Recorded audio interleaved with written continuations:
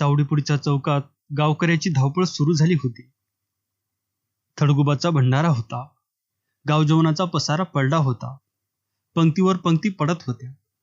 पुंडलिक वरदे हरीच्या गर्जना सारख्या होत होत्या. भाताची दुरडी, खिरीची बादली, आमटीचा हंडा यांची धावपळ थांबत नव्हती. दमानं घ्या, देवाचा प्रसाद पानावर टाकू नका, असं म्हणत पोलीस पाटील देवाजी सावळा चव्हाण इकडून तिकडे हिंडत होता. अरे लेका ढेकण्या, शुलुक मन की, असं करती माणसं एकमेकावर खेकसत होती. कारभारी मंडळी दमगीर झाली होती. पानावर अन्न टाकू नका असा त्यांनी तगादा लावला होता. चौकाच्या डोकीवर तोरण भिरभिरीत होतं. चावडी पुढं एक जुनं थडं होतं. त्यावर केळीचे खुंट उभे करून मांडव घातला होता. थड्याच्या एका देवळीत मंद निरांजन जळत होतं. याच थड्याला तारगावचे लोक थडगुबा म्हणत आणि दरवर्षी नियमानं भंडारा घालीत. तो देव म्हणे त्यांना पावत होता. उकिरड्यावर उष्ट्या पत्रावळ्यांचा ढीग वाढत होता. डोंबाऱ्याची उघडी नागडी पोरं पत्रावळ्या पदरात झाडून अन्नाची कण जमीत होती. येणारी पत्रवाळी कोरडी ठाण येई, त्यामुळे या गावची माणसं हलकट आहेत असा त्यांचा पक्का समज झाला होता. त्यांच्या डोकीवरून कावळे घिरट्या घालीत होते नि कुत्री उपाशी दचकून पाहत होती. चावडीच्या कट्ट्यावर बैलांनी तळ दिला होता. वतनदार, महार, मांग आपापली पोरं घेऊन प्रसादासाठी येऊन बसले होते. डंबरी, डोंबारी, एकुलता कैकाडी हे उपरी म्हणून दूर बसून पाहत होते. नाना महारांचा किशा पायरीवर पसरून बसला होता. त्याचं वय 12 वर्षाचं होतं. त्याने तांबडा लोंगोट लावून फाटकी पैरण खांद्यावर टाकली होती. सावळ्या रंगाचा तरतरीत तोंडवळ्याचा किशा घडोघडी जांभया देत पंक्तीकडे पाहत होता. कांडदार पोरं तळमळत होते. त्याचे पाणीदार डोळे खिरीच्या काहिलीवरून फिरत होते. पंक्तीचं लटांबर संपत नव्हतं. तो चिंतातूर झाला होता. ही माणसं भडवी सारीच खीर खाऊन संपवतील अशी त्याला धास्ती वाटत होती. ह्यांनी सारी खीर खाल्ली तर करायचं काय याचा तो विचार करीत होता. चिडून टाच घाशीत होता. सर्वांच्या शेवटी रानूजी रामोशी आला. त्याला पाहताच इतरांनी दात विचकून पुन्हा मिटले. किंचित हालचाल झाली. सर्वांना थोडं हायसं वाटलं. हा रामोशी वयानं सर्वात थोर होता. त्याच्या वयाचा नक्की आकडा कोणालाच ठाऊक नव्हता. 80-90 तरी नक्की असं कित्येक छातीला हात लावून सांगत. नि तेच मत रानूजीचं होतं. त्याच्या सणसणीत मिशा कानापर्यंत ताठ होत्या. डोकीचे पांढरे केस रेशमासारखे चमकत. आणीदार नाक, रुंद आणि उग्र चेहरा यामुळे तो वाघासारखा भासत होता. त्यानं लंगोटीवर गुळकीची पैरण घालून डोकीला बत्तीचं पागोटं बांधलं होतं. अजून त्याची मान सरळ होती. गावकरी त्याला भारी मान देत. त्याचा शब्द कोणीही मोडत नसे. किशाची चुळबुळ लक्षात येताच रानूजी गंभीरपणे म्हणाला, कुणाचा र तू? नाना महाराजचा. समोर पंक्तीकडे पाहत किशा म्हणाला, मग लेका तोंड काय चकतूयास? नाईकानं थट्टा केली. तसा किशा तिरस्कारयुक्त म्हणाला, अगा जांभ्या येतात नव? अरे मग भाकरी खाऊन नाही का यायचं? रामोशानं प्रश्न केला आणि किशा म्हणाला, घरची भाकरी खाऊन हाकडं कशाला यायचं? माणसं किती खीर खात्यात ते बघाय. ऐकून रानूजी हसला. सूर्य वरती कलत होता. किरण पिवळी झाली होती. गावकरी येऊन खीर चापून नि चावून खात होते. महार मांगाची पोरं खुदकत होती. किशा तर मनातल्या मनात इरसाल शिवी देत बसला होता. एका मांगाला राहवलं नाही. तो रानूजीला म्हणाला, नाईक, आमची दात कव्हा लागायची? हे असंच आहे. ज्याच्या हाती ससा तो पारधी. नाईक जळजळीत स्वरात म्हणाला. या गावात न्याय नाही. ऐकून साऱ्यांनी माना डोलावल्या. थोडा विचार करून रामोशी पुन्हा म्हणाला, इनामदारीची दुनिया नाही. एक भानगड आहे का? सांगू का? बोला. हां सांगा. पंक्ती संपल्यात तवर. हा बोला. सर्वांनी कबूल करताच रामोशानं एक कथा सुरू केली. ती अशी. पुष्कळ वर्षापूर्वी तार गावावर एक भयंकर संकट आलं होतं. त्यावेळेच्या बजाजी पाटलानं दवंडी देऊन सारा गाव चावडीवर जमवला होता. झाडून माणूस त्या चौकात बसला होता. मांग, महार, रामोशी यांनी एक बगल धरली होती. मोठे मोठे सावकार, गुज्जर, मारवाडी, पाटील, इनामदार म्हणजे एकूण एक येऊन खिन्न चेहरे करून बसले होते. सर्वांच्या डोळ्यापुढं मृत्यू थैमान घालीत होता. मल्ल्या धनगराच्या बंड्यानं गावच्या तोंडाचं पाणी पळवलं होतं. 7,000 रुपये खंडणी दिली तर ठीक, नाहीतर तारगाव जाळून राख करू, असा मल्ल्या धनगराचा निरोप आला. 2 दिवसात रक्कम नाही आली तर शिंक्याची सुई वाचू देणार नाही, या सांगण्यानं गाव भांबावला होता. प्रत्येकाच्या डोळ्यापुढं मल्ल्या धनगराची उग्रमूर्ती वावरत होती. काय काय जळणार, कसं जळणार याचाच लोक विचार करीत होते आणि कोणीच बोलत नव्हते. शेवटी बजाजी पाटील म्हणाला, बोला, 7,000 रुपये देऊन गाव राखायचा का राख करून घ्यायची, काय ते ठरवा. हे ऐकून एक मोठा जमीनदार भावरा उठून म्हणाला, गावावर वर्गणी बसून रक्कम उभी करून मलूकडे भरावी. आमची वर्गणी कधीही घेऊन जावी. आम्ही वर्गणी देणार नाही, असं मांगा महाराणी स्पष्ट सांगून काखा वर केल्या. आणि लक्या रामोशी उठून तावातावाने म्हणाला, आमच्याकडं बळ आहे, पैका मात्र नाही, नि खंडणी भरणे नामुष्किल, आम्ही खंडणी देणार नाही. मग काय देणार, भूपचंद वाण्यानं वैतागून विचारलं. तसा रामोशी चढत्या सुरात म्हणाला, पैका देणार नाही, तो आमच्या पाशी नाही, आम्ही आपला जीव देऊ, हाय का कबूल. नाईक खासा बोल केला. रायनाक महार उठून म्हणाला, खंडणी का द्यायची, लढाई देऊया, येऊ दे बंड. अरे परंतु बंड आल्यावर अडवणार कोण, एक मोठा सावकार ओरडला. तसा लख्खू मांग उठला. त्यानं खाडकन शड्डू मारून सांगितले, येऊ दे, आम्ही अडवतो. त्यांच्यापाशी काय तोपखाना नाही, नि पळून मरण टळत नसतं, पळून मरण्यापरस त्याच्यावर मरूया. वारे मरणार, इनामदार ओरडला. एका दणक्यात मराल नि लूट आमची होईल. तुमचं आहेच काय, खोपट जळतील, परंतु आमचं वाड त्याचं काय. मलून किती गावं जळली लक्षात आहे का. थंडाडीभर बोलून जाल नि मरू आम्ही, ते काही नाही, रक्कम भागवा. आम्ही पळणार नाही, रायनाक महार सर्व शक्ती एकूटून म्हणाला. खंडणी भरायची नाही, आम्ही पळणार नाही, बेलभंडार उचलून जीव देऊ. तुमच्या जीवाची काय किंमत आहे, भूपचंद म्हणाला. तुम्ही मराल, आम्ही साप बुडू मरू. एका मंडळी, शेवटी बजाजी उठून सर्वावर आपली करडी नजर फिरवीत म्हणाला, मांग महार रामोशी जे म्हणतात ते खरं आहे. खंडणी भरून अपयश घेण्यापरीस लढून मरणं बरं, असं माझं बी मत आहे.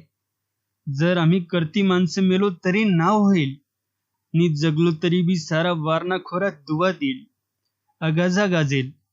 मेलो तर गावासाठी, रायनाक म्हणाला.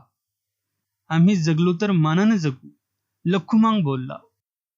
मरणा मोर पळून जाणारी आमची अवलाद नाही. सख्या रामोशी डिरकताच सर्व धनवान खळून उठले, होरडले, खुशाल मरा लेखांनो, आम्ही निघालो तालुक्याला. मरण काय खेळ आहे, तुम्ही मराल परंतु इतराचं काय, आमचं काय होणार. कडाक्याचं भांडण होऊन बैठक उठली. सर्व श्रीमंत कामाला लागले. त्यांनी गाड्या जुंपून आपली मुलं बाळं दौलत रातोरात हलविली. रात्रीची ती पळापळ पाहून इतरांचा धीर खचला. गोरगरीब हवालदिल झाले.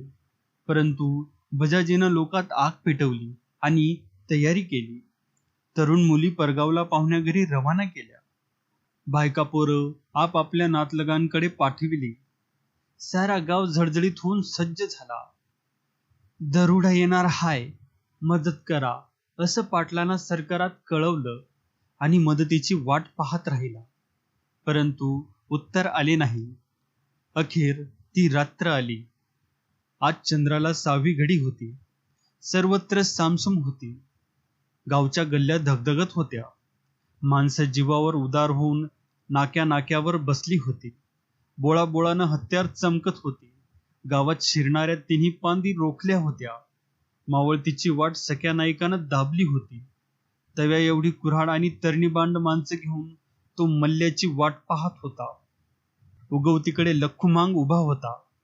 खुराड्या एवढ्या उराड्याचा मांग मुसमुसत होता आणि लक्ष्मीची पान रायनाक महारानं रोखली होती. पुरुषभर उंचीचा विटा काढणी लावून महारानं हातात घेतला होता. विट्याची काढणी उजव्या हाताला खुटवून तो तयार होता. चावडी पुढं निवडक माणसं घेऊन बजाजी पाटील हल्ल्याची वाट पाहत होता.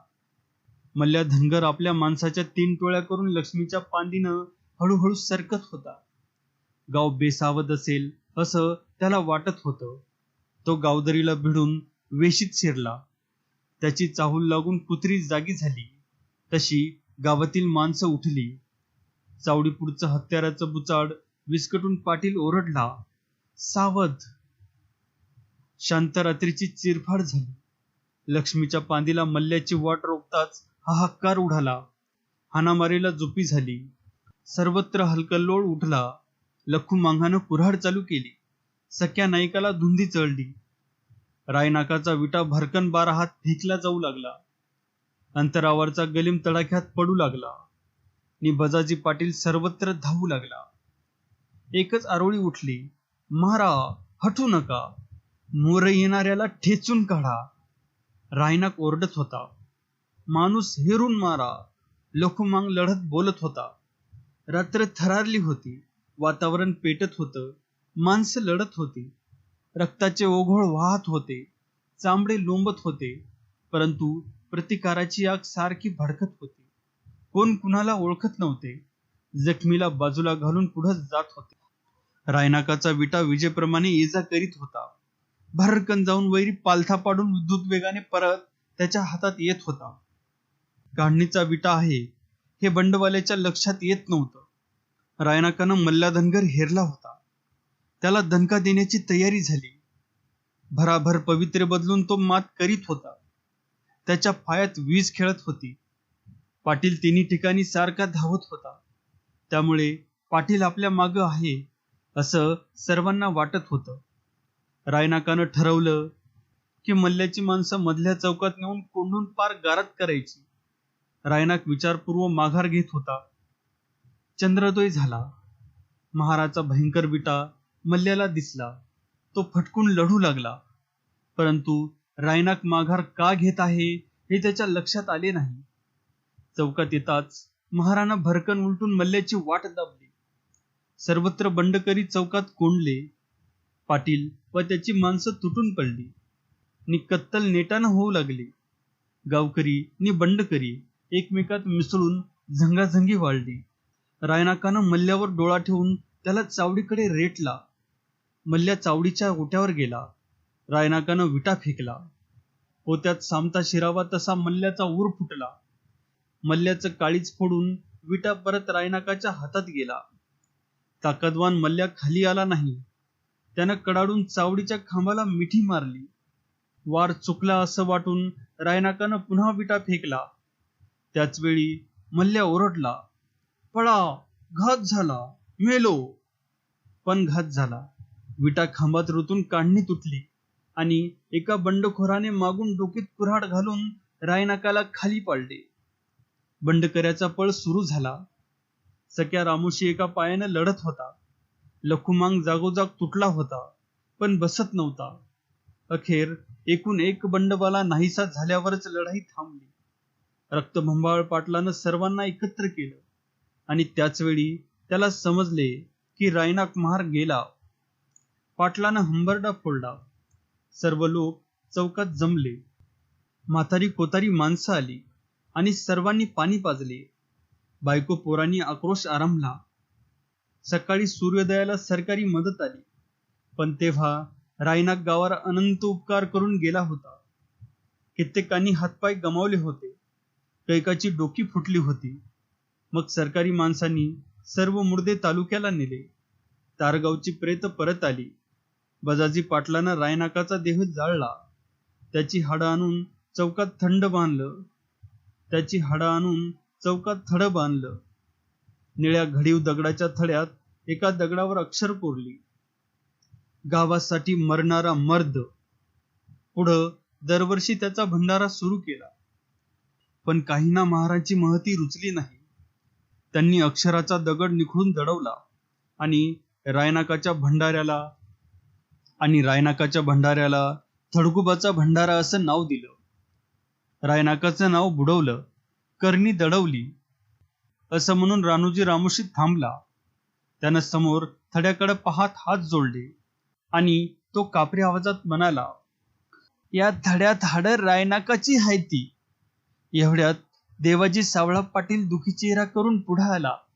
वेगानं म्हणाला, चला गा, बसा. खीर संपली, भात आमटी घ्या, प्रसाद वाईच. हे ऐकून किशा भडकला नि रामोशी म्हणाला, खरं हाय, पण या थड्यात गावासाठी मरणाऱ्या रायनाक महाराची हाडं हायती. त्या रायनाकाचा सिंधू महार नि त्याचा महादू महार नि महादूचा नाना आणि नाना महाराचा ह्यो किशा, ही सारी रायनाकाची बहादर अवलाद आहेत. पण रायनाकाच्या भंडाऱ्यात त्याला खीर नाही. सारी खीर गाव गिळून गेला.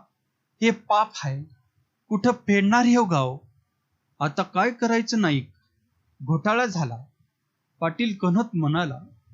खीर संपली म्हणताच किशा उठला आणि खांद्यावरची पैरण झटकून महारवाड्याची वाट चालू लागला.